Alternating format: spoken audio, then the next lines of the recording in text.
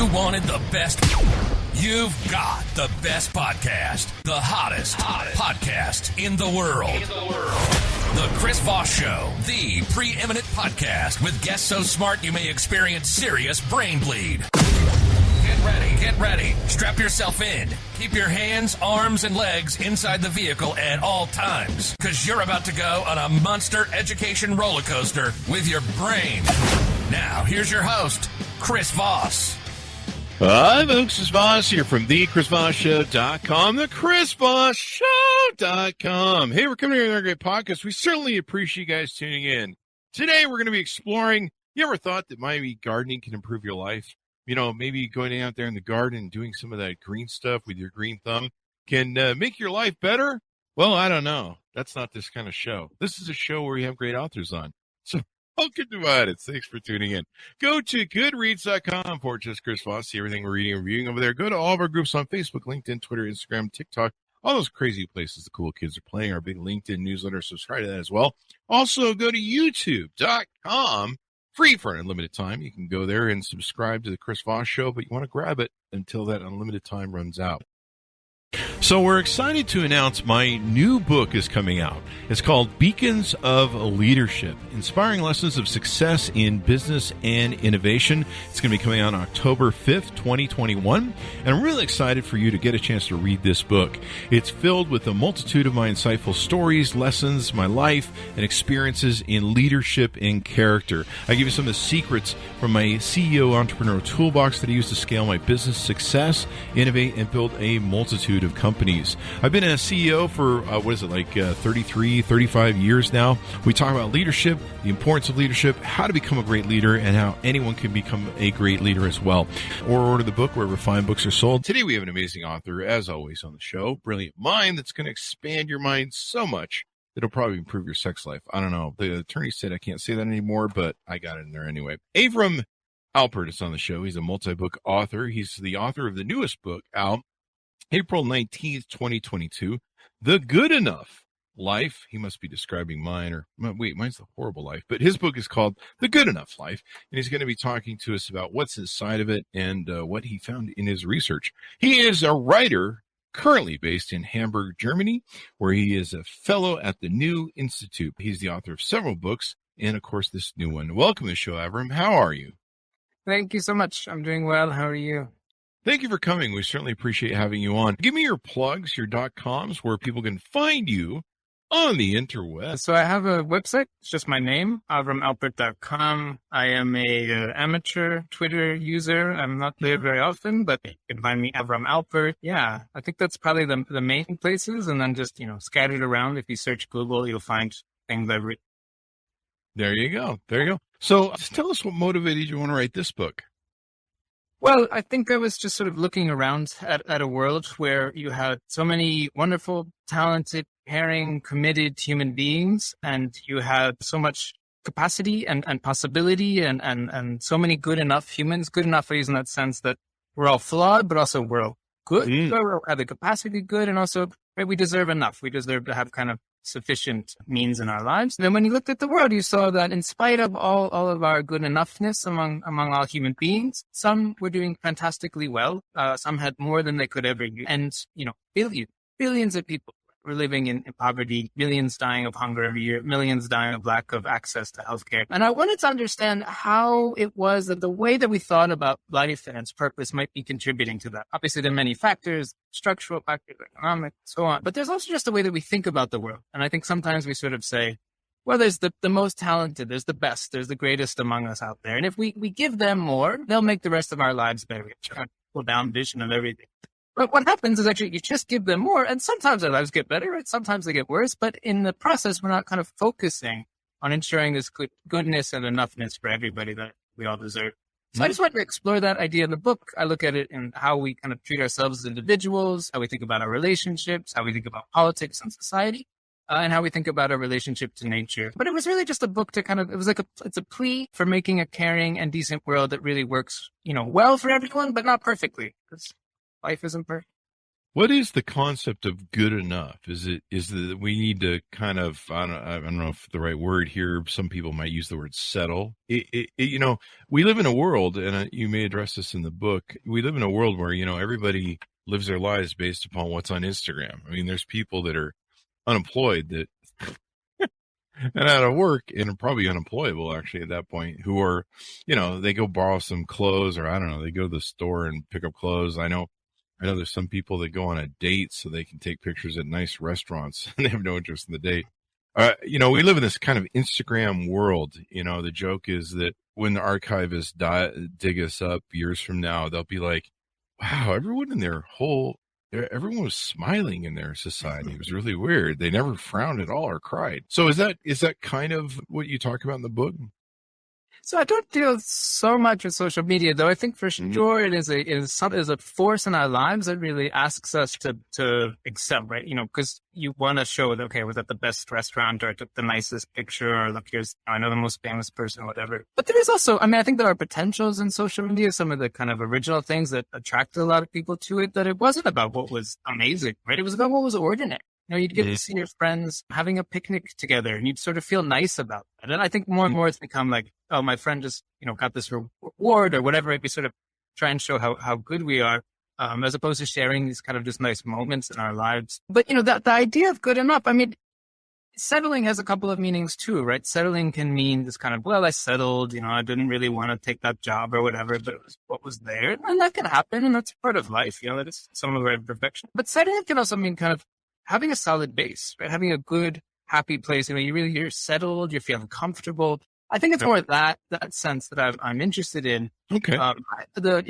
Sorry, go ahead. No, I was just agreeing with you. Okay. So, one of the problems with the Instagram thing is people they never feel good enough. They're like, oh, I've got to keep up with the Joneses. I've got to keep up with Margie, and Margie's bought the latest, Rodeo Drive Hollywood bag, whatever you name your designer. I've got to go get that too. And it all has that FOMO effect, what we call the FOMO effect, the fear of missing out. It's like, oh, I've got to keep up with the Joneses. So is there a point where we just need to set that back then and say, maybe what I have right now is good enough? Or is it gratitude based at all? Yeah, some of it is part of dealing with FOMO is recognizing you're always going to be missing out, right? The nature of life is there are multiple possibilities, and you only have one you. You can only do one of them. And if you try and do too many things, right, you also miss out. And that is the origin of the phrase, right? Good enough comes from a psychiatrist named Donald Winnicott, who talked about the good enough mother, good enough parent, good enough caretaker. And the idea being that, when you have a child, probably, hopefully at some level, right, you want to be really good to that child. And in fact, sometimes you want to be too good to that child, right? You want to give them everything. You don't want them to experience pain. You don't have problems. And Winnicott's point was, when you do too much for your child, you actually start to take away. Yeah. Because you're taking away their understanding that life is flawed and can be difficult, and we can't get everything we want. And it's from that childhood experience, he thought, that we become creative, we become adaptable. And so it didn't mean that we should then, just be mean to our children and have them fail all the time, right? But that we should be good enough to them. Right? We should give them, love and care and affection, and we should provide them with material and emotional support. And so it's not, the good enough doesn't mean you settle for whatever it is. It doesn't mean just, okay, life is like terrible right now, but whatever, I guess, it's good enough. It's not going to try to, no, it really has to be both good and enough. And those metrics are things, we all define for ourselves, but they're, within some limits, right? There's a limited number of resources, limited number of attention. If we're taking too much for ourselves, we're keeping other people from having enough. So it's trying to get that balance right. That's good advice. Note to self, start being good to the kids. Now, yeah, I'm glad we did. If my father taught me, you just give daily beatings, whether they deserve it or not, just so they keep in line. And, CPS seems to have some sort of problem with it. Anyway, we do the jokes around here. Help us try and understand how to embrace the good enough. So I think there are ways to do it at different moments, right? And you can think about it for yourself. But one of the things that I think about some in the book is, how do you think about good enough in your relationships? Because I think one of the things you hear when you think good enough is you hear settling, right? Like I couldn't be with the person I really wanted to be with, so I'm settled and it's good enough. But I really wanted us to think, what would it mean not to chase the perfection, the perfect person who doesn't really exist, right? This is just not something we're complicated creatures. We're moody. Sometimes we're tired. Sometimes we're cranky. Right? No one is going to be perfectly seamless or ideal together. But what you want is someone with whom, you kind of share some values, right? You share kind of a sense of what's good and what matters in life, and you can kind of build that together. And also that you're enough for each other. You really are there to provide that kind of emotional support. You're caring. Again, with your children, same basic idea. But also that you can appreciate each other's flaws, right? So that you're really not looking for, okay, I want this person that I'm with, they have to do everything right. And if they mess something up, like it's just going to be a disaster and everything has to kind of fit this form. You're going to drive yourself, your partner, right? You're going to kind of drive everyone crazy. So there has to be a threshold here, right? At which point it's abusive, right? It's not okay. It's not good enough. But beyond which it starts to also have kind of detrimental effects when we pursue too much. And then one of the questions of the book is really, what can we do to think about this in society? How can we think about it such that what kind of systems will make it possible that everyone, has more or less what they need? And we live in a society that's not really the goal, right? That's just not like explicitly how we think about the world. We think, okay, if we get, again, the best people to have the most, it's going to benefit the rest of us somehow.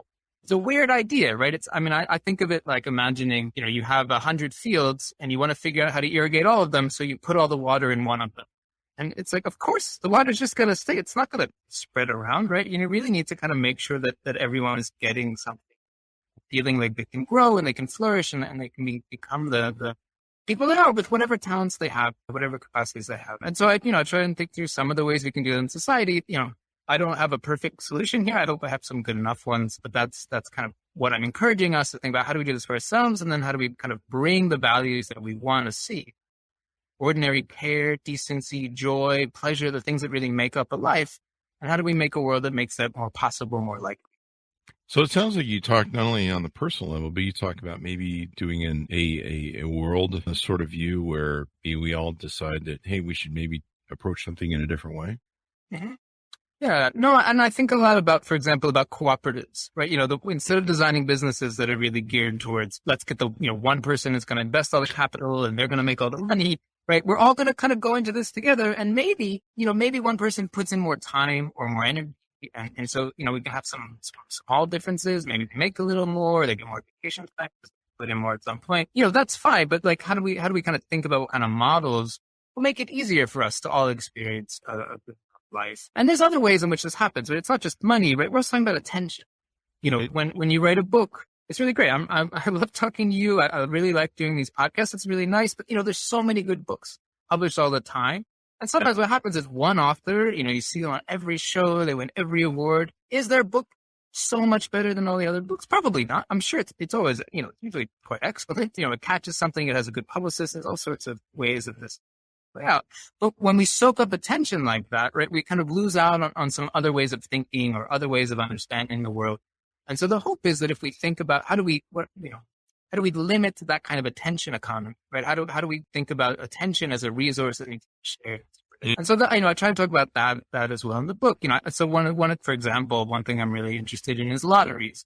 So instead of having kind of selection committees who just kind of, this was the best book of the year and everyone else said it was the best book, so we'll say it too. You say, look, here's 100 amazing books that were written this year. There's no way to really, these aren't like things we can put on a scale. Let's put them all in, whatever ones really we think are beautiful and wonderful and well articulated, and see which one comes out. And we'll give that one the prize. Or we'll give all of them a prize. There's 100 best books this year. Go crazy. So I try and think through some of those. That sounds pretty interesting. It does, in the world that you're suggesting, does Instagram and Facebook and all the FOMO sort of apps still reign, or do we have to put those away?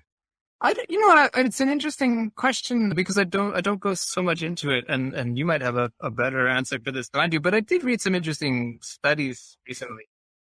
Happy to hear more about it. But Let's do. Yeah, like that some of the what happens on something like Instagram is very similar to what happens in the economy, which is that there are a few influencers, like a small percentage of Instagram, Twitter users, TikTok, whatever, like soak up the vast majority of likes, views. And again, right, we're having an attention economy that's really just showing kind of small parts of it, which is, sometimes that's nice, right? There's something kind of nice, like, oh, we all saw that same funny video, right? Charlie bit my finger, like everyone kind of saw it and we could kind of laugh about it. But then I had, right, what got what got left out in that process? What kind of other things got lost along the way? What kinds of cultures of iniquity or cultures of distrust? What kind of ways of feeling kind of jealous or angry, resentment? What kind of things are we building up in what appears to be pretty innocent, just sharing whatever? So I'm concerned about that. And I think if we don't think seriously about attention and its distribution, we'll have people feel really left out, really angry, and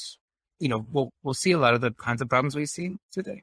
Yeah, that kind of sounds like you describe, why we're having problems now. I mean, everybody seems more unhappy than ever before, and for some people, that happiness is the reflection that they get when they go on social media, and they're like, well, Bob's got a new car, I don't, and so I suck, and Bob's clearly winning at the new car game and life game, and so I'm going to be depressed and go drink a bottle of vodka.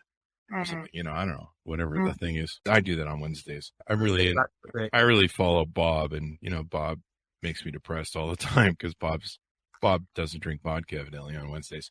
But no, I'm just kidding. So it's a great way to get in touch with knowing if we're living the good life, the good enough life, and balancing, in our mind, like, hey, it's okay that maybe Bob has got the new car. Yeah, I mean, I think a couple of things, and again, some of it's going to be what you can do individually, and some of it will be, what you do in terms of how you think about the world you want to live in, your politics, your social arrangements. There isn't exactly, because life is dynamic. If you live in if you live in the Northeast, you need heat in the winter. And if you live in the South of the United States, you need air conditioning in the summer. The kinds of things we need are just not going to be exactly the same. So there isn't a simple, straightforward metric, but we can say, look, you have to be able to feed yourself and whoever is dependent upon you. You need to have housing, right? You need to have healthcare, some education. You probably need work or some kind of material means of sustenance. And then you also need, right, kind of things that make your life feel meaningful, right? You need other kinds of sufficient support. So you need people who care for you. I think you need to be able to care for other people, right? Part of what makes life feel meaningful is that people also depend on you and you can be part of that. You need to have something that makes you feel fulfilled, whatever that might be. And I mean, if something that makes you feel fulfilled is making other people feel terrible, then we need to talk about that. But assuming that your fulfillment comes from your pursuit of your passions and your interests. What if my fulfillment is making other people feel terrible? I mean, then I think we need to sort of say maybe that's not a good enough thing. I mean, it makes me feel good enough. I mean, isn't that? But it's exactly what you said too before, right? So it makes you feel good enough one time, but then not the next time. Yeah, no, it's a bit who I'm making feel bad. Yeah, no, I feel really bad now, Chris. I don't know. I think I need to see a psychiatrist for narcissism or something. I don't know. No, I think, assuming, right, that there are pathologies that we have and there are ways that we act cruelly, sometimes knowingly and sometimes not. And those are things that will make our lives not be good enough, right? Because we'll constantly be in conflict with other people. We'll feel in conflict with and working those through is then that provides that kind of goodness. So, if you're finding that you're kind of feeling like, well, this person has like this kind of shiny object that I want, you can look back at yourself. Well, do I have what I need? Do I have do I have meaning? Do I have decency? Do I have purpose? Do I have all these things in my life? And if the answer is, and you have enough to get by, like if the answer to that is yes, then it doesn't particularly matter. If though, right, we're looking at, say, the boss of the company has, a helicopter and he's paying you $5.15 an hour and you can't afford to eat, then we're not talking about jealousy, right? We're talking about a political problem. We're talking about someone who's really exploited. And so that needs to be discussed and addressed. So it's the difference between, the kind of minor, some people have more material objects, whatever, within a certain range. I don't think it's necessarily a problem. But when it is, right, that other person has that thing because you are being impoverished, right? You're doing the labor, but someone else is. That's when I think it becomes a different kind of concern. There you go. So, note to self, to be good enough, stop exploiting other people, Chris. It's a great idea. Damn it. I have so much fun, and that's actually my good enough, but I excel at that one. There you go. What are some other aspects that you think you should tease out in the book that people, I think, will find? One of the things I think that's really important is that we are, of course, natural beings. We require an environment to sustain us. We don't live in a void. We need food. We need water. We need clean air. So our environment is good enough to sustain life, right? The natural world is not perfect. It's not endless. It can't just take everything we throw at it as much as it would be nice if that were the case. It has its own limits and thresholds and conditions that, right, we are pushing drastically, not just in terms of carbon emissions, but in terms of biodiversity loss, in terms of the regeneration of natural resource, water, trees, minerals. We are putting too much, kind of particular substances, nitrogen, phosphorus into the soils. And all of this is having, potentially catastrophic effects. And we've already seen some of these, right, with changes, weather pattern, droughts, fires. And so, right, remembering that good enough isn't just about our own lives, but right, the lives of the world around us and developing an appreciation. Again, I think one of the things we sometimes think, or I've seen people say about climate change is that, well, the earth is so big, like it's just so vast and the heavens are endless. Like there's no way that this is what's going on. But it is, right?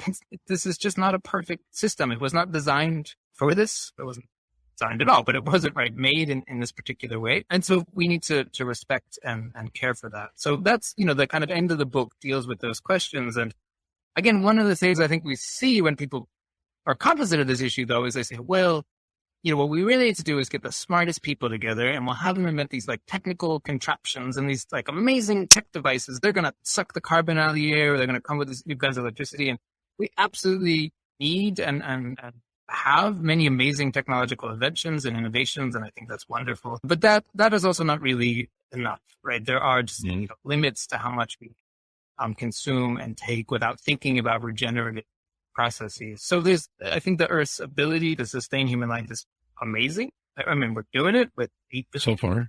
Wild, yeah, so far. But exactly like you said, right? It's so far, and so we're not going to get some kind of quick technological fix, right? We really need to invest in all of us, and again, we need to make these situations that are good enough for everybody. So it's not, people talk about a just transition, right? That it's not just that, okay, if you work, the real genuine people, right, whose lives are dependent on cutting down trees or farming with pesticides or oil extraction, right? We need to think about how these people can really transition into something that is more sustainable, more renewable. It's not about throwing some people or some industries under the bus. It's, how do we do this all together? You may lose your 16th home in Las Vegas. Damn it. Or whatever, but yeah, exactly. Sorry, Chris, we're going to, you're losing your 16th house. Down to 15 again. Yeah, but look, you'll be able to breathe the air. I think it's a good deal. Breathing 16th. So this is pretty insightful. And, I think it's time where we used to live in a world where it was good enough. We had the good enough boyfriend or girlfriend. We had the good enough, I'm at 54, I've been single all my life and I date and I see these lists that people make when they date. I want this and I want that and I want this. And, some people have 100 items on their list of what they're looking for, as if you can order people out of a freaking catalog, which you can't. Last time I checked, unless you order a Russian bride, then you can maybe get that out of a catalog, but that's probably going to not end well. That's probably not going to end well. They usually don't. But although I don't know, I can't say that. I don't know that as a fact. It could be somebody trafficking. I think we do want another point. That's true. Yeah, we don't want to get into human trafficking, but I think some of the bride's legal. I don't know. Well, anyway, we do the jokes. People want to do things. That's fine, but if they're being forced into it, it's very different.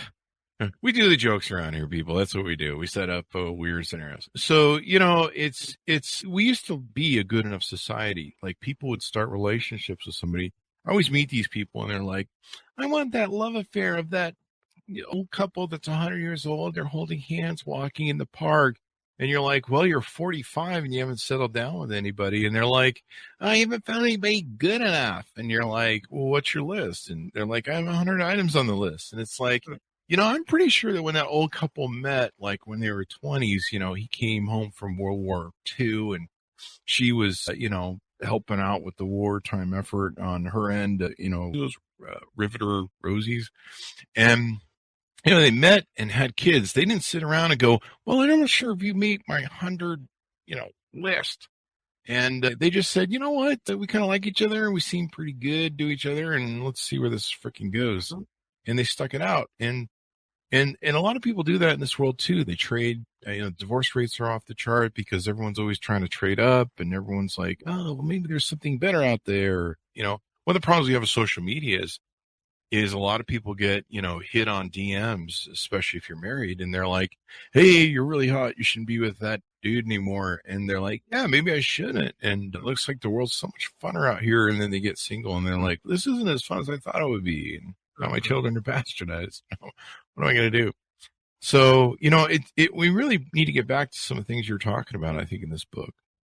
No, I think, one of the interesting things I found reading this book was I think he's a sociologist named Paul Amato at Penn State University. And he says that it's kind of fascinating that people who divorce when they remarry are more likely to divorce. Like the divorce rate for first marriages is like 50%, but the second marriage is like 70%. Yeah, it's like 67, 70, and then it goes higher after that. Yeah, it keeps going higher because part of what happens, right, is that, you divorce because if you divorce someone because you have a problem, you have a really bad relationship, it's abusive, or it's just you really changed in some way, that's, that happens, and I think that's okay. But if you divorce because you think, oh, like, I really want the perfect partner, my partner's like 83% good, those almost always, you're never going to find that person, or you'll find them for 5 minutes, like the first month, you have a honeymoon and it seems great. But so I think, what he says in his research is that the best, there's really nothing better than good enough, right? There's nothing better in which you have a meaningful, supportive, emotionally caring, sustaining relationship in which you kind of enjoy and appreciate each other's company. And that's good enough. And that's human life, because of course people are going to get on your nerves, and of course people are going to change, and they're going to want different things. But, there's a point at which, right, it becomes abusive, it becomes problematic. Of course, then divorce is absolutely what you should do, or whatever.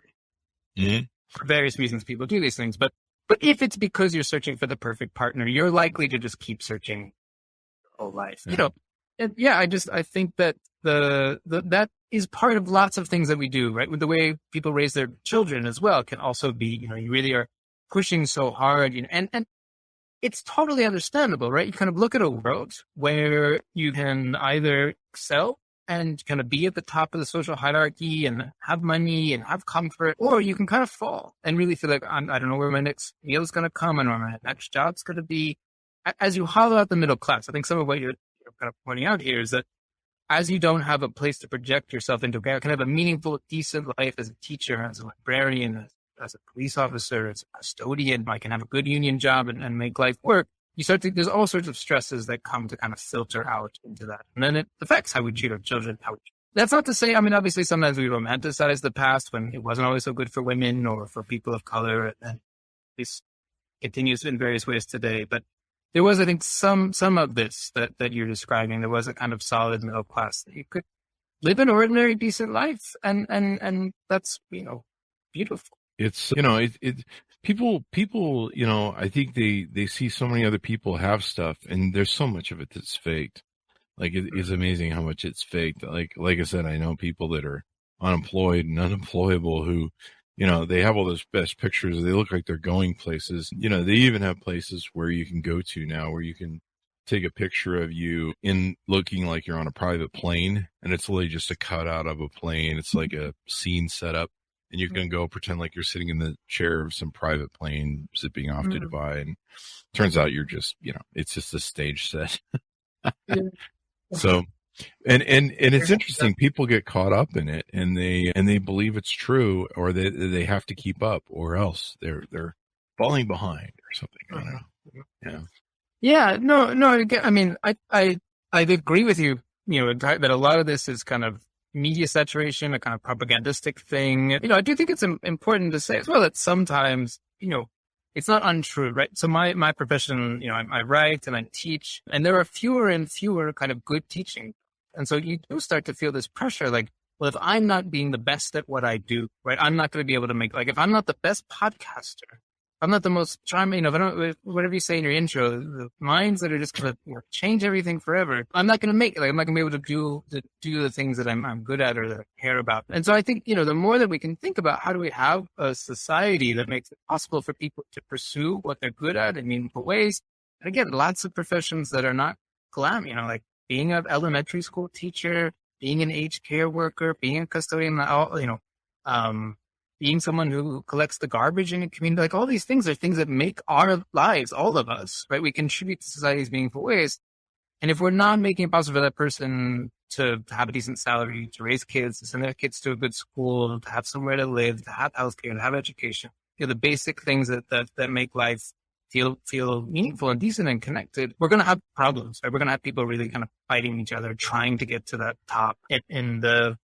It's not going to work. It's going to tear us apart. And again, I think we're seeing that very clearly, that we live in a world that is really fracturing. It's holding together, but it's not working out so well for so many people. And I think if we don't start to transition in these kinds of ways to really think about a decent, caring life for as many people as we can, we're going to keep having these pretty drastic problems. And that's not even thinking about the nature side of it. Right? So. Do politicians need to take this then into account more? Like, do they need to maybe think about this as a political sort of, thing that we need to do politically? I mean, I'd love if they did. I'm not a slogan writer. Probably good enough is like not the best rallying cry. I mean, I like it, I'm totally into it. We don't have jobs. We'll just have good enough, people. Yeah. It'll just be a TV dinner on every table instead of turkey or something. Maybe a little, TV dinners are the plastic. It's a ecological disaster. But, I don't know what the best way to phrase it, what that sounds like, as someone who's trying to think about this kind of philosophically. As a writer, I found the Winnicott's phrase really resonated with me, and I was happy to use it and play with it. For a slogan, I don't know, but I do think the basic idea, right? What should we do as a society? It's not about us finding like the best, the most talented and giving them everything and like hoping they work everything out for us. It's about all of us being involved and living these kind of decent lives and appreciating that there's some struggle in that. And there's going to be some difficulty in that, but we're going to be in it together and actually together, not this, like, we're in it together, but I'm on my private plane or whatever. We're in it together, but I'm on a giant yacht. No, we're actually in this together because we all are contributing and caring about each other. And that's our focus as a society. So I'd love to have that be the political rhetoric instead of this kind of divide and conquer rhetoric that we so much.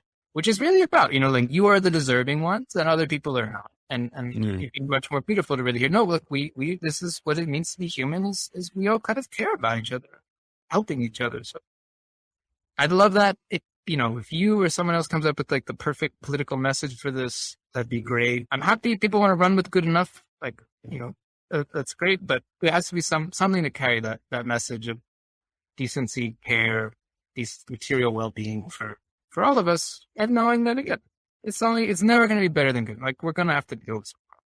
Yeah, most definitely. Well, this has been an interesting, insightful discussion, and definitely we need to realign our values and everything. I think that's really important for us to take and do. Give me your plugs so people can find you on the interwebs. If you want to find me, the easiest thing to do is avramalpert.com or @avramalpert on my much underused Twitter accounts. I'm currently at the New Institute here in Germany. You can find me on their website. Well, and I'm happy to be in touch. I like hearing from people. I respond to most emails unless they're really mean, but otherwise I'm pretty easy to talk to. Those are the mean ones are the best ones. Or maybe you're better. I just kind of like I can't. There you go. So thank you for coming on the show. We really appreciate it, Avram. This has been pretty insightful. Thank you. Thanks for having me. It's really fun. Thank you. Thanks for coming by. Thanks so much for tuning in. Go order the book, The Good Enough Life. Came out April 19th, 2022. You can get it wherever fine books are sold. Go to youtube.com/Chris Voss. See everything we're reading and reviewing over there. Go to goodreads.com/Chris Voss.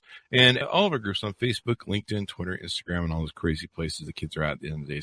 Thanks for tuning in. Be good to each other. Stay safe. And we'll see you guys next time.